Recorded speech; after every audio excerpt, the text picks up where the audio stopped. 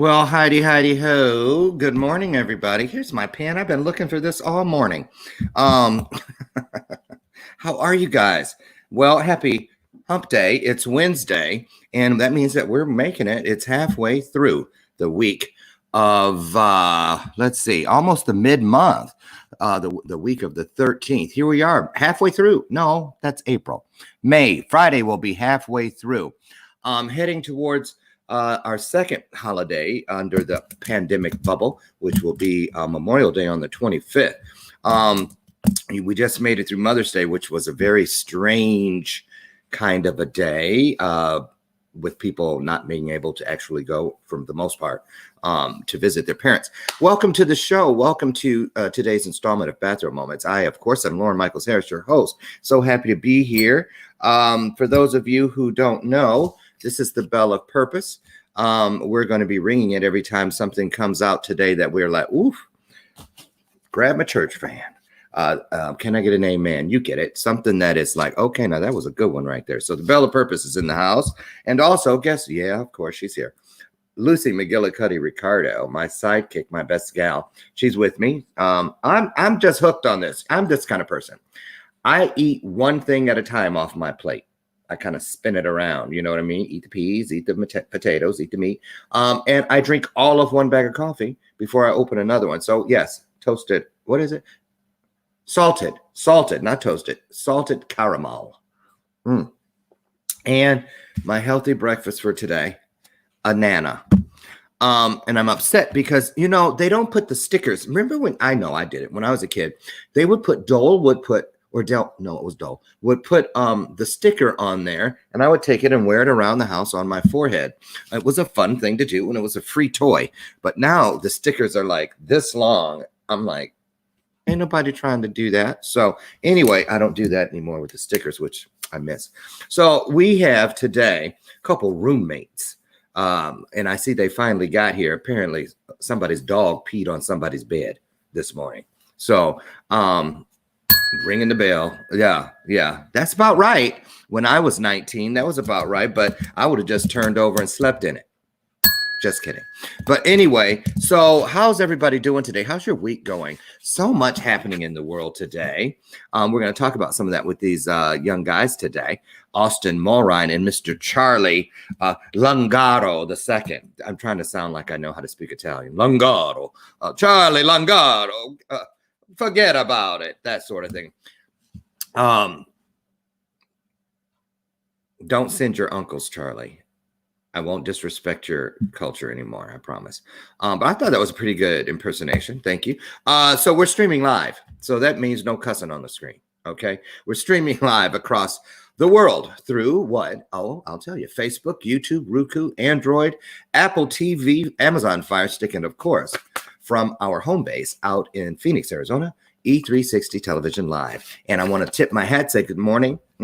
Cheers to my sponsor for the month, symposium.us, where you can turn your content into what? Make it rain. Currency. I've done it over 20 some times, and you can too. Anything that you're proficient at, anything you're an authority on. If it's storytelling, vision boarding, yoga, the electric slide, cooking, whatever it is, you can get on there and create an additional stream of income. And that's not something to sneeze about in this trying day and time. So get over, download the app at Google Play or the App Store and start saying if some of these opportunities have your name on it. Money is the key. And right now, you need to make it anywhere you can. So get over, check out the folks at Symposium. A lot of great opportunities there. And the best part is you can turn your cell phone into a payphone. Symposium.us. So there's my shameless plug of the day. Yes, it was. So these guys scared the bejesus out of me. And I'm going to get on them about that because they know I'm old. You know, they wait until 30 seconds before we go on the air to pop down there in the green room. So, I see you. I can see you. You can't see me, but I can. Oh, yeah, you can. You can see me. Okay, we see each other. So anyway, good morning to all of you. Shelley, Dale, Robert Brooker, Mandy Kikta. Mandy Kikta gave away that stimulus check the other day, Saturday, gave away $1,000 of it. And So she's got a lot of new friends. Carol, how are you? Nice to see you. Good morning to you. Robert Brooker, my man. How are things in Canada? And Deborah Jimenez. Annie, I'm so glad you came. But Annie, you should have stuck around yesterday. It got hot up in here. Go back and watch the replay. You'll be proud of me. You'll be proud of me, Annie. And I feel you. Karen Johnston, how are you? Afton Bass, happy birthday. Is it today or was it yesterday, Afton? I remember seeing Dorian Candy. How are you, sir? Nice to see you. Aren't we supposed to be talking, Mr. Candy? Kennedy. Why did I say Candy? Oh, the Candy Man can. I feel like singing today. That's a sign of a good show. And you know what? I think that. Caught you. Oh, I almost cussed. See, but Charlie, is that you? This is me. Hi. Were you in Atlanta last year for Power We Symposium? I was not. That was Logan. Logan. I was gonna say, man, that boy really changed. He was skinny. He had red hair. Now, so yeah, I'm fat and tall. Yes. And your promo photo was so dark and ominous in that red whorehouse light. I mean, that red overhead light did look like a good picture. That looked like the light outside of a whole house. I'm just gonna keep it real with you. Get that picture. I'm kidding. And then Austin, are you still doing you still got the Justin Bieber flip hair? That's why I'm wearing a hat. Mine's pretty bad. Whose bed got peed on? That was mine. Ew. Austin's dog got really excited. Ew. Did you get the stuff off before it sank? It got into the mattress? I'm taking the whole sheet to the dry wash. What's a dry wash? Like the big dryers at the laundromat. Yeah. It's called the dry wash in Texas, in Louisiana. That's what Louisiana. Louisiana. Oh, shy, baby. Oh, shy. We found us out. Oh my Lord. Okay, are you eating what's your favorite New Orleans dish to eat, Austin? Beignets. You made that up. Go to New Orleans, you have to get beignets. What is that? It's a floury, doughy puffball. Covered in powdered sugar. Yeah. Okay, now you're talking my language. At the Café du Monde. Next time, lead with the powdery sugar. Yeah. Okay? Because when you say fluffy puffball, people might think you're describing me. I have put on so much weight I'm cooking and eating my way through this pandemic. And it's okay. I brought Austin. Do you know, Austin, congratulations. Yesterday was your anniversary. Did you see that yesterday was 1 year? The Power of We Symposium. I did see that. Yes. So Austin, everybody, was my first youth speaker at the Power of We Symposium in Atlanta 1 year ago yesterday. And what was that like? Do you remember? Has it faded into the distant past, or because you wanted to be a speaker back then, but you've had 17, and I can list every one of them because I keep a record on you. 17 different things you wanted to be when you grew up since a year ago yesterday. 17 different things, from a professional skateboarder. When did that happen? Professional surrogate father. I saw that one in there. Go back. I got my sources. Don't even try it. You wanted to open up a string of car washes featuring nude drying off your car girls. See, a pilot. That one was real. That was real. That was the first one that was real. But anyway, so here you are today. And so has any of that still stuck with you when you were on the stage last year? The kids really received you. Really? Absolutely. I saw the picture yesterday on your account, and I was like, that was like, it just took me back for a second. That was really cool. In a way, it seems like it was longer than a year, and in a way, it seems like it was just yesterday. What a difference this world is today, as opposed to when we were running around. You and Charlie, you and Logan were on those little, what were those things you were riding around? The electric scooters. The electric scooters. You guys were riding all around Atlanta, and none of us saw coming what we're living within today, known as this coronavirus pandemic. So I thought it would be fun, interesting, and enlightening to have two young guys who you guys are quarantining, sheltering in place together because you're roommates. Mm-hmm. And I want to find out, I want the honest, the God skinny, the truth. Have you guys really been doing what you should be doing with this quarantining, or you kind of half-assing it? Okay, that answers that. Okay, that was all I needed to hear. Okay, we've stuck to it pretty well, but they opened up Texas, so we went hiking. Okay, but you weren't having like private parties and Nothing above 10 people. Did they have masks on when they were there? No. So that seems to be okay. Well, that seems to be the outlook for a lot of people your age. Now, I know, Austin, you're 19. Correct. You're almost 20. Correct. When's your I'm birthday? about to be 21. Oh, Lord. Oh, yes. Y'all can't wait for that because then you got somebody that can go and buy. Don't look at my wall. Yeah, that's what you do at that age. Turn the camera. You sure? Yeah. I see it already. All those beard. No, that's nothing. Oh, Lord. Do you know what's funny? When I was your age, I had an apartment in Phoenix, Arizona with Rick Garrett, who is today a multi-millionaire. Should have stayed roommates with him. And we kept all of our Michelob bottles and put them on top of our cabinets around the kitchen top. Michelob bottle. We thought it was like real decorations. So I guess you do too. Some things never change.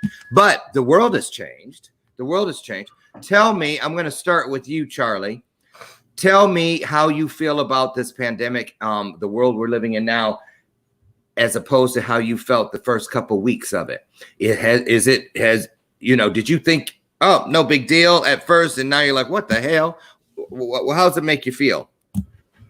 I didn't really have my own opinion based on it. My sister just graduated med school, so I kind of base it off of her opinion.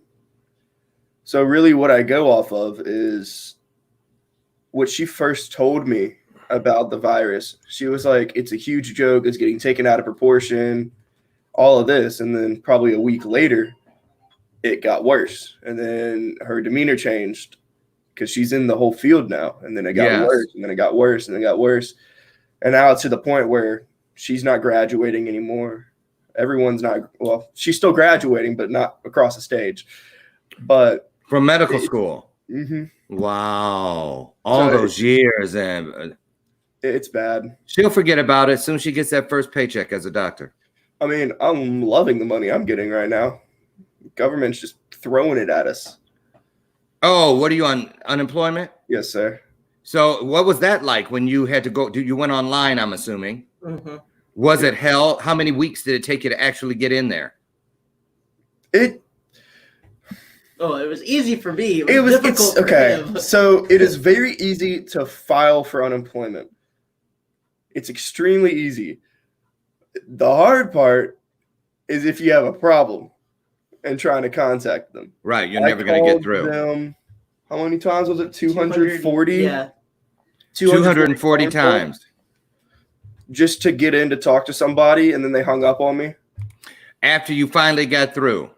After I finally got through. So I called the next day, and I finally talked to a great woman who helped me out. And then you were able to get your benefits going. Oh, yeah, I got a lot of money. So based on this comment that just came out of your mouth, Charlie, because we've had some financial guests here on the show in the recent weeks who say, don't be tricked by this free money. We got to pay it back from somewhere. Has that crossed your mind? And the reason I'm asking you to, because it's fun and you got beer things on the wall right now, but 10 years from now, you guys will still be walking around with your imaginary vacuum cleaners, whisk brooms, dustpans, whatever it is, cleaning this mess up. Trust me. And by then, most likely, you'll have a family. You won't be sitting, whatever, Austin, you'll be the first one. Always the one who goes, oh, not me. Mm-hmm. So, but let's just say you'll be 29, almost 30, Austin, this time, 10 years from now. And Charlie, how old are you? You're almost 21. So you'll almost be 31. So things are most likely going to look a little different. How do you feel about what's going on now? And have you even considered what ramifications this is going to have on your future 10 years from now, even 5 years from now? So with the money they give us, they're taking 10% out of the base amount. So based on where you live and what state you live in, they take a gross amount of the income around you and they give you unemployment based off of that. California is in the $500 range. That's like the is that per week? That's per week, how much you can get based on like your cost of living, the mainly bills, gas around you, stuff like that. That's how much they give out. The lowest. We have one of the lowest, which is 247 is the max we can get for unemployment. Per week? Per week. But with that's the like government $5 an hour almost. A little bit, $5.23 an hour. See how quick I did that? The kicker is they gave us a $600 stimulus every single week on top of that. So I'm making $786 a week. I'm making $847 a week. What? There's a stimulus on top of it? Mm-hmm. Just in Louisiana? No, everywhere. That's nationwide. When Trump passed the CARES Act, it's called the CARES Act. It's called the CARES Act. And he sent out a $600 stimulus across nationwide to every person filing for unemployment. And they get that $600 all the way through July 31st. Okay. But my dad's a banker. So he was saying that 10% that they're taking out is only for the 247, not for the 600. So you're going to have to pay for the 600 at the end of year around 25%. You're going to have to pay taxes. That will be taxable money to about 25% of it. So do you have any friends who are door dashing it, driving an Uber? Oh no, we doing any of that kind of stuff? We love this money too much. I mean, it's some of the best money we've made. Okay, now it's gonna have to go back from somewhere. Yeah, that's my nice point right now, huh? You're nice like, we're young. Screw it. Yeah, we'll cross that bridge when we get to it. I mean, if I was 19, I'd be doing the same thing. So just these words you're about to read, write them down, because before long you'll be needing to stare them in the face and tell yourself, find your happy place. Find your happy place. Find your happy place. There you go. Austin, what is it that your phone recording, when someone calls your phone, there's a thing on there, and I was like, what the hell? But it's you when you were little. And what are you saying in it? Whatever don't kill you will only make you stronger. Whatever don't kill you will only make you stronger. Oh, don't worry. We've reamed him for it for years, and he's never. It's really cute.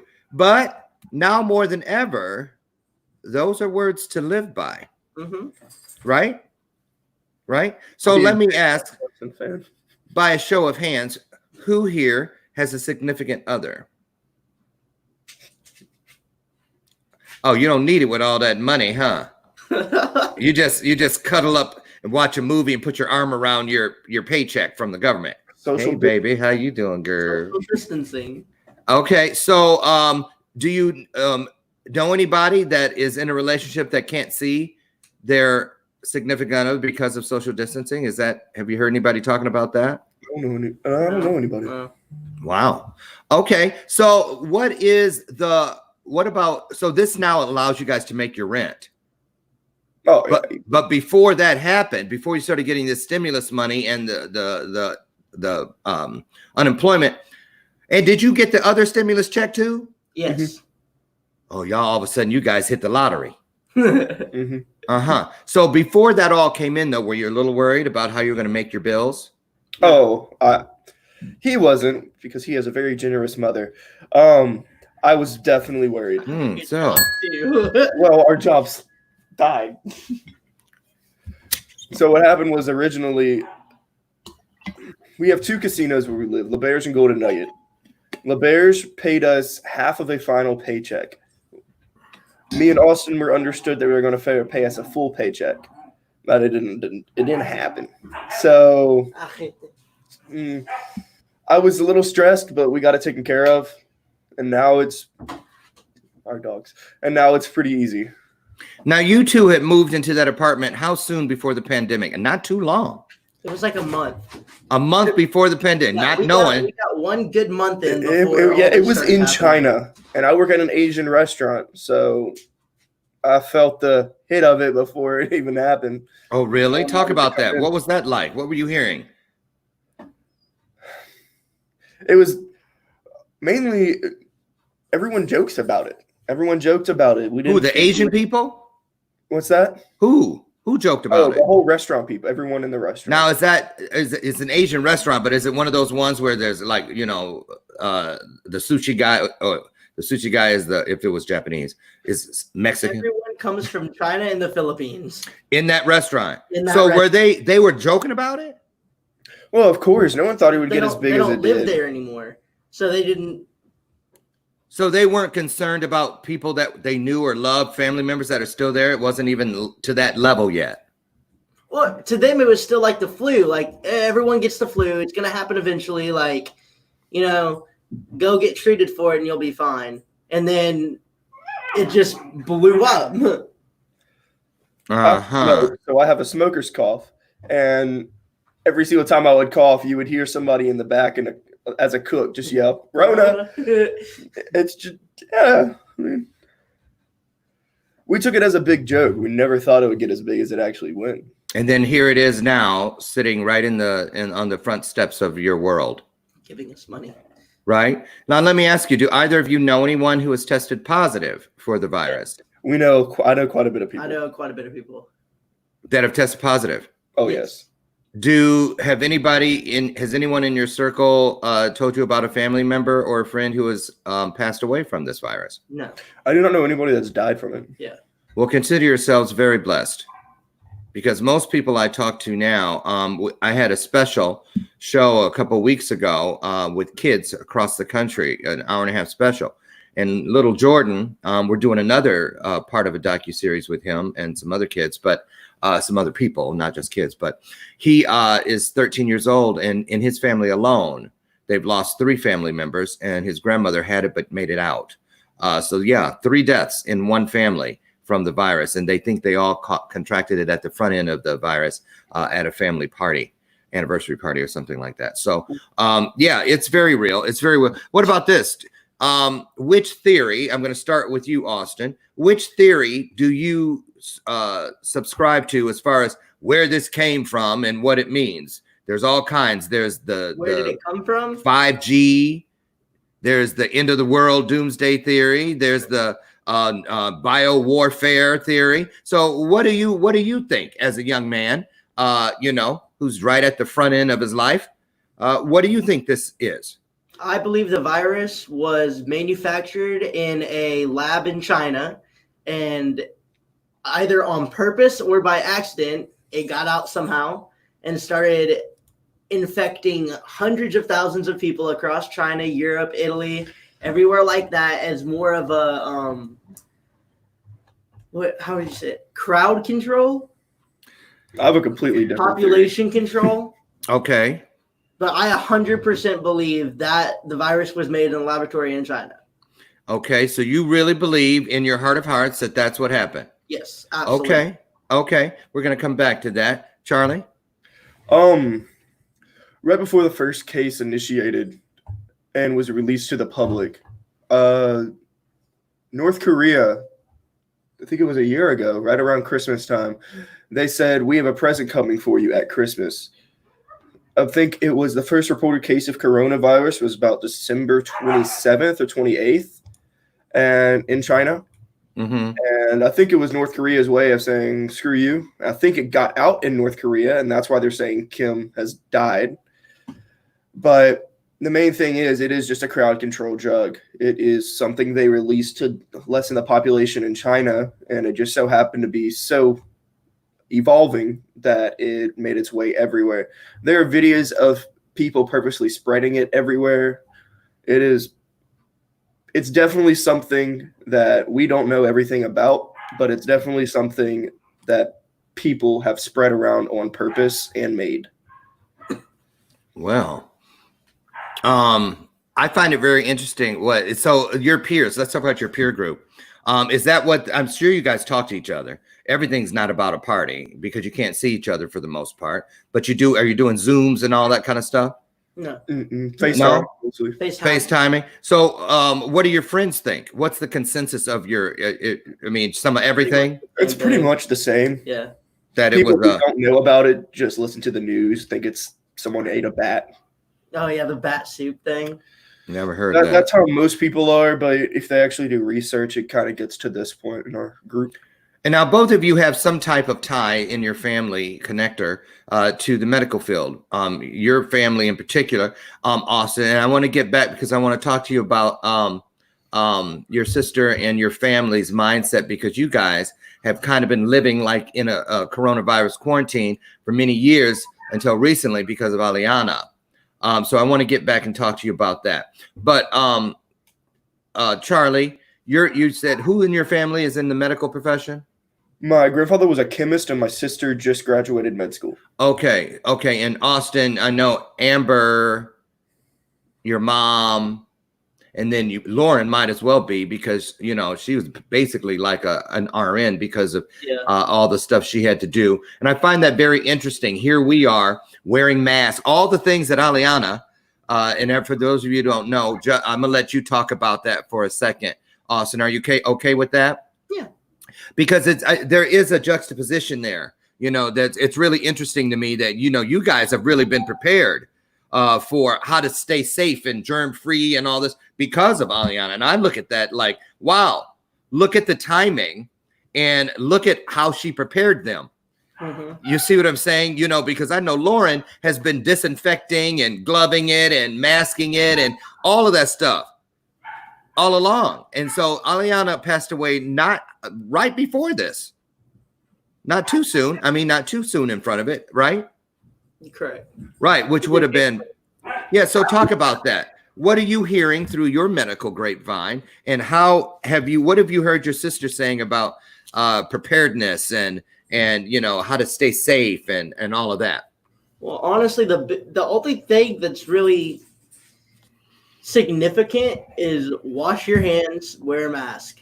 Wash your hands, wear a mask. What I think was all you have to do. My 2 cents of what I think is crazy is right at the beginning of the virus, even my sister said, don't wear a mask. You have a bigger chance of contracting the virus by wearing a mask than you do without it. If you don't know how to wear one.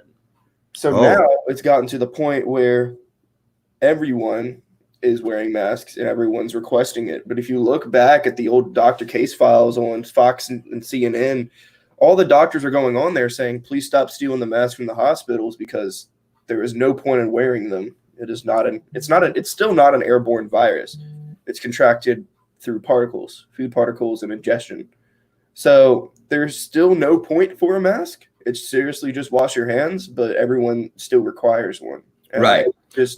Because they're constantly learning new things. So I get it. Precautionary has always been a good road to follow, if you ask me. Just like a toothache, stay in front of the pain, stay in front of it. Now, if I'm going to throw one of my new hashtags out there, and I want you each to respond to it and tell me how you think what I just said can actually be. Okay, got it? Got it. Okay, we have a choice. That's not the hashtag. It's coming. I'm setting it up. We have a choice. Here's the hashtag. You can either thrive behind the mask or you can hide behind the mask. Charlie? That's a long hashtag. Well, it's not really a hashtag. It's if you look on my page though, we're doing a special on the 25th with five generations of men of color. And we're talking about, and that's the theme or the tagline. That's what I'm going for. It's the tagline for that. And I think it's something people need to look at and think about, because you got people who, some people look stone crazy behind. I was like, I wish I could see the rest of your face, because if I saw you coming on a dark street, I'm going the other direction, because them eyes were like, and a woman was in the grocery store line. You know how they got the little, you stay so many feet away from the person when you're in line. She was at the one behind me. And she was behind her mask. Her eyes were all over the place. She looked at me. I was scared to look at her. I didn't want any eye contact with her. I just knew I could feel it. And then I looked at her. She goes, our governor should drop dead. Well, our governor should drop dead. And I was like, okay. And then she goes, he put my hairdresser out of business. You know, and I mean, and then I was scared of what to say because I'm like, she might blow my head off if I say the wrong thing. So her eyes, which was all I could see, scared me. So a lot of people are behind the mask fearful, and a lot of people are behind the mask living life. So you can either thrive behind it, become a better person, or you can hide behind it. Talk about how that, what do you think when you hear those words?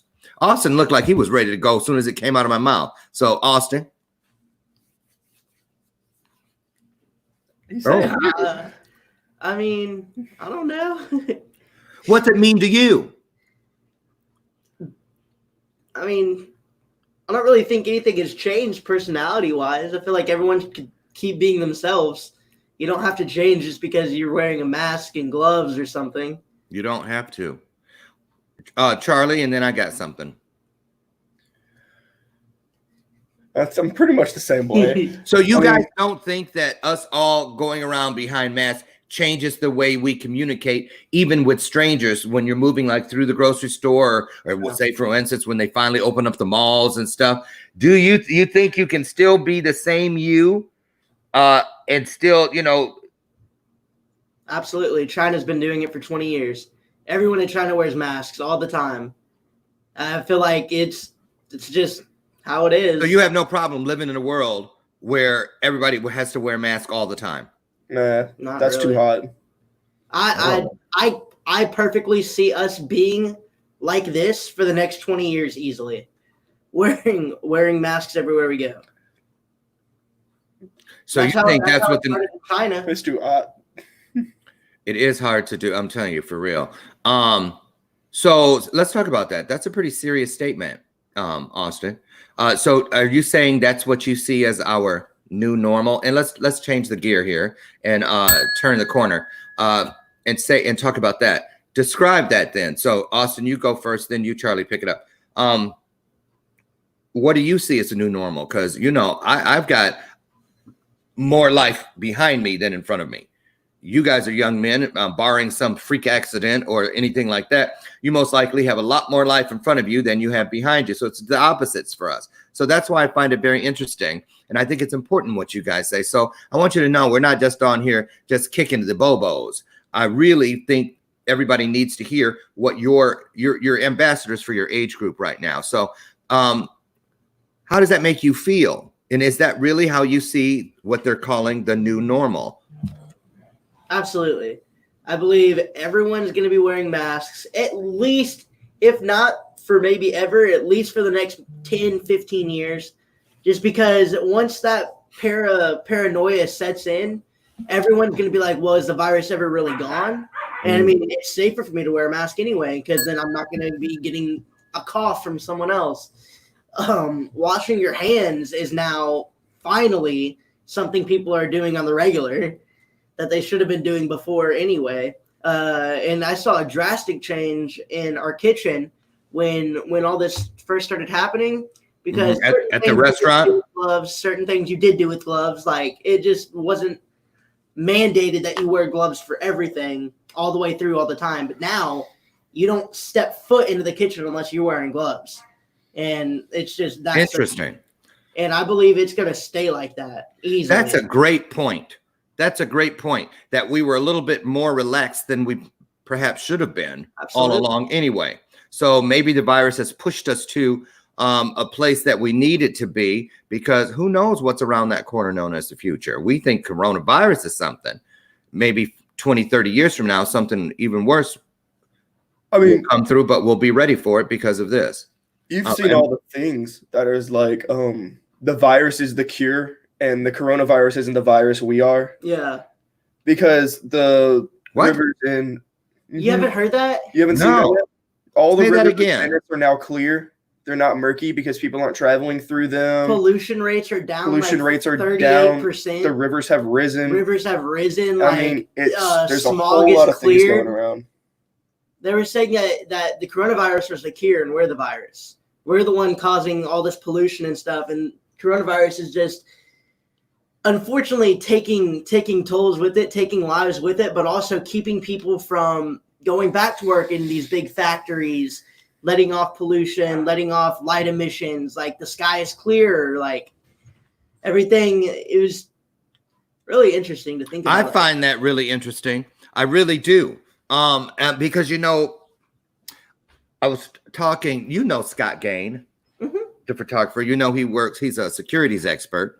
And so off camera, we were talking about some things, but he was saying, even on the show when he was here, that he really, a lot of large industries are seeing that they can do the same work without a lot of things that they didn't know they could do without. So they may never go back to there. A lot of people won't get called back to certain jobs. A lot of jobs will be eliminated because they see that they can navigate around it. I knew something like that was going to happen. Do you remember we're at the front end of this when the guy who had the whiskey distillery or the alcohol distillery turned it into a hand sanitizer production and said, I'm doing so well with this. If I'd have known, I may not even go back to doing what I originally was doing. I might just stay in the hand sanitizer business. I thought then, I wonder how many other industries are going to see, well, shoot, especially with the submergence of artificial intelligence, getting things to do what you need them to do. So, Charlie, what about you? New normal, what's it look like to you? What's it mean? What do you see in your mind's eye when you hear those two words? I don't want to go back to work just because there's going to be so much safety precautions that we're going to have to do. It's going to be so much PPE just to... Bye, honey. Have a good day. Dude. It will be crazy, and I hope the PPE raises a little bit. I'll be fine with gloves. It's just wearing a mask, trying to run through a kitchen. Right. Let me ask you guys something as far as your social standards and whatnot. What do you think this will do for, because you guys are young men and, the club scene and going out and, all of that. How do you think this is going? What does that world look like to you when you hear new normal? I don't think that's going to change that much. So you don't think people will be out on the dance floor behind coordinated outfits that have masks that match? Absolutely. Oh, there will be no one that wears a mask at a club. Absolutely not. Huh. So then if you feel like it will be difficult to work in a restaurant back in the kitchen because of all of the protocol, what makes you think there won't be protocol out where, it's all about not spreading. It's all about whatever. What makes you think that staff and then being a guest is completely different, because guests that come to our restaurant, nothing's going to change for them. They're still going to sit down at a table, get their food either way. It's just staff is going to be going through 80 different steps that we didn't have to before to get things done. Bartenders probably going to be wearing masks, probably wearing gloves, making every drink, washing every cup after every drink is made, stuff that they didn't do before. It's just everything's going to be different for staff, not so much guests. The guests have the same experience. Now we have a comment from a deranged woman who was just seen flying down some highway in Texas known as Misty Lane, out of control, swerving left to right, putting on mascara as she drives and texting us on the show. Just kidding. This is Austin's mother, everybody. Hi, Misty. Misty says, "Hail!" Just like a true Texan. God damn it. Not everybody even wears a mask now. Pisses me right off. Too. There. In my best Misty Lane impersonation. I just kidding. But, and she's right. Not everybody even wears a mask now. So talk about that. How do you feel? Because I know when I go in the grocery store, I accidentally forgot something the other day and ran back in the store to get it, put my blinkers on, pulled right in front of the store, and was already in, and it's on the door. You can't come in here without it here in Illinois. And so I pulled my shirt up and did this number. But the sheer look, how did I know I forgot? Because the way people were looking at me like, and I was like, what? Never seen it. Right. So it's a big, big deal here in Illinois. And so how do you feel if you're out and about and you see, is that the dog that peed all over the bed? That's my dog. No, my dog's nice. And Austin, so it's two of you in that 2-bedroom apartment with 2 dogs, 3-bedroom 3-bedroom apartment. apartment. Is there a third roommate? Yes. Logan. Where's Logan? Asleep. Yeah, he's passed out. Now, okay, Lord, I didn't know it was the 3 of you. I wish I could see that kitchen. That what? Kitchen. Why?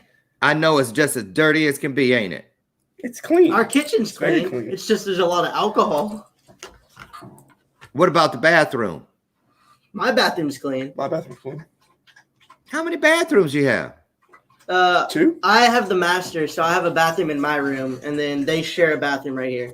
Oh, you are definitely Misty Lane's We son. keep a clean house. Good. I'm glad to hear it, because we sure didn't when we were your age. Good Lord.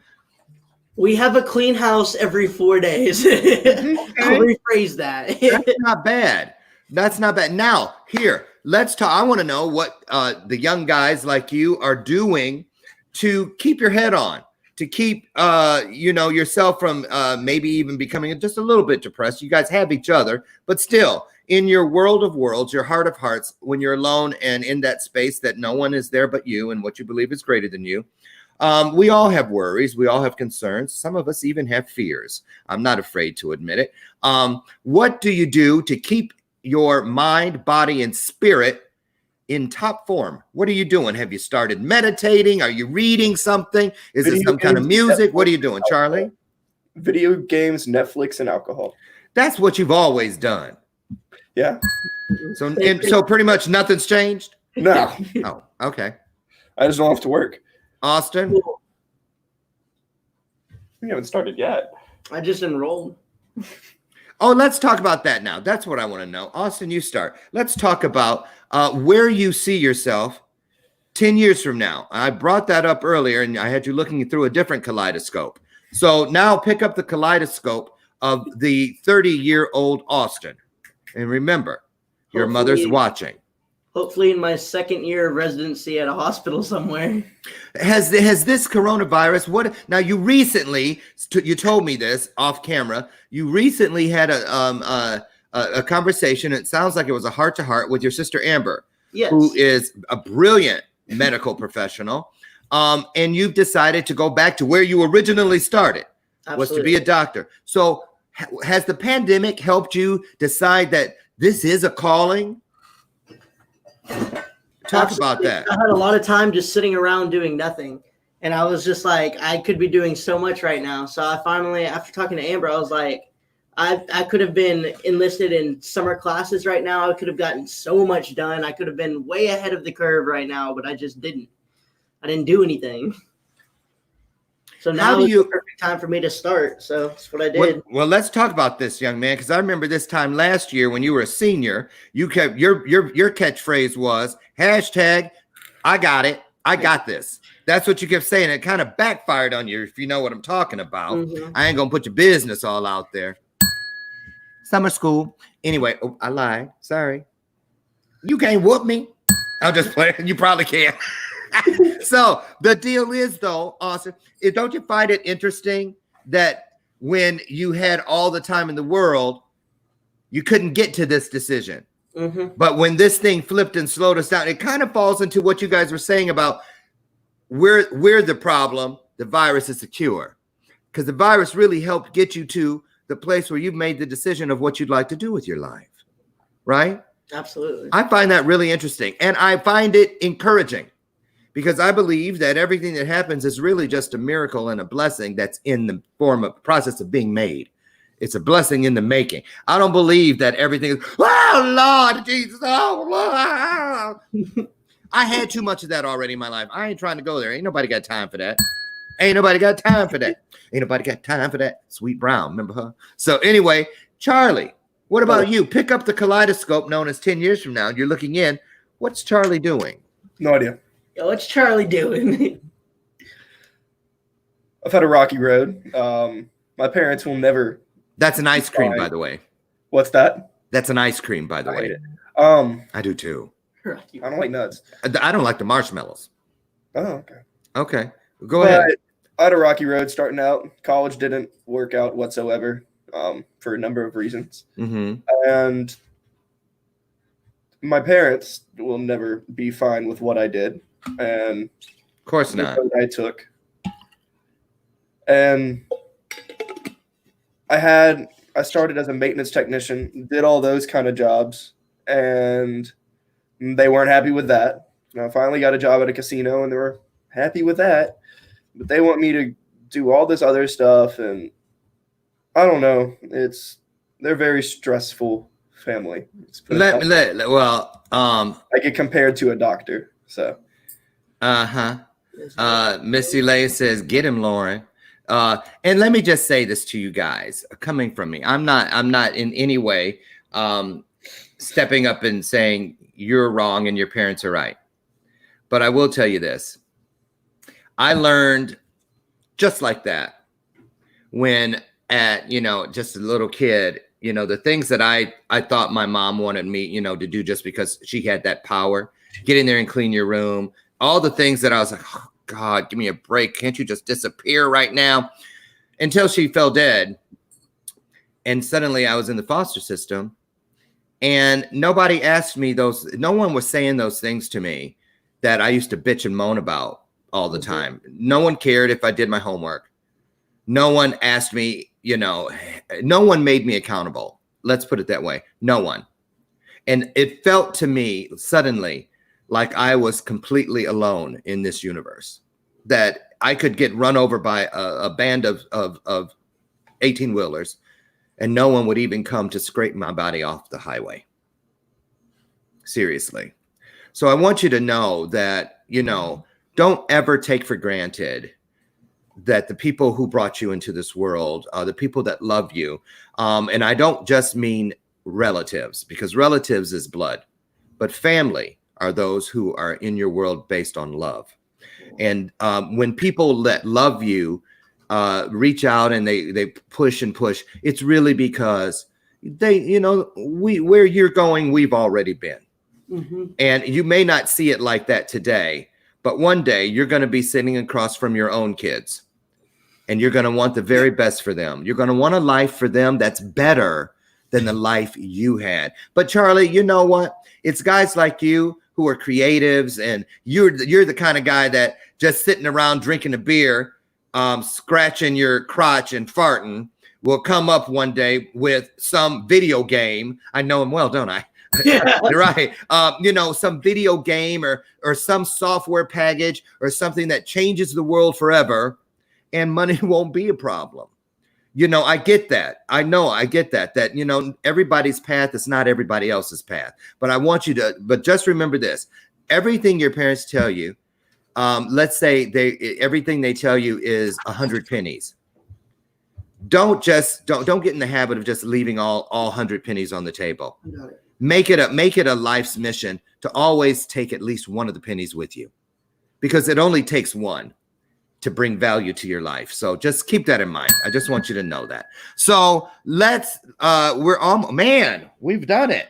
We've done it. Let's get your Jerry Springer final thoughts out there. Seriously, I want you to think about this. If you had a magic wand that could mute all the sound in the world except for your voice, and you had the attention of the entire world. Now really think about this. If you had the attention of the entire world for about 10 seconds, 15 seconds, 30 seconds, what would you want them to hear you say? Austin?